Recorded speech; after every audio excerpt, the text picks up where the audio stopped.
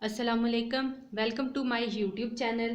आज मैं रमज़ान अफ्तार की एक और नहायत आसान और मज़ेदार रेसिपी आप लोगों के साथ शेयर करने जा रही हूँ। आज मैं बना रही हूँ आलू और बैंगन के कतले। उम्मीद है कि ये रेसिपी आप लोगों को बहुत पसंद आएगी। अगर मेरी ये रेसिपी आप लोगों को पसंद आए तो मेरी इस वीडियो को ज़्यादा से ज़्यादा शेयर करें, लाइक करें और मेरे चैनल को सब्सक्राइब करें।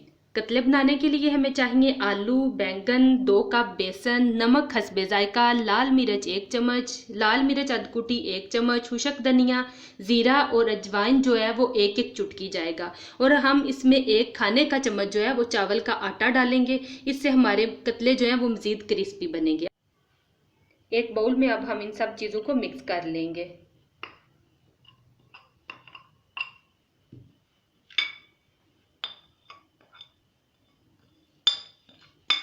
तमाम स्पाइसेस डाल देंगे। चावल का आटा 1 खाने का चम्मच और आप इनको अच्छे से मिक्स कर लेंगे। ना बहुत ज़्यादा सख्त हो और ना बहुत नरम हो। बहुत अच्छे से मिक्स करना है कि इसमें कोई गुठली भी ना रहे। मिक्सचर हमारा तैयार हो चुका है। ये देखें, इस तरह से ना ही गाढ़ा है बहुत ज़्यादा और ना ही पतला है। अब हम इसको एक साइड पे रखेंगे और एक और बाउल लेंगे, उसमें पानी डालेंगे और उसमें हम अपने कतले काटेंगे। बारीक बारीक से कतले काट लें।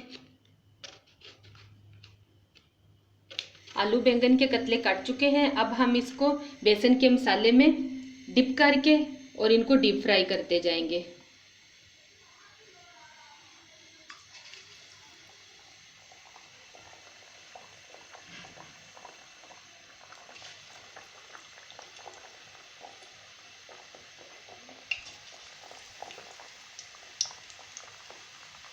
कतले हमारे तैयार हो चुके हैं। देखिए, बहुत ही खूबसूरत सा गोल्डन कलर आया है।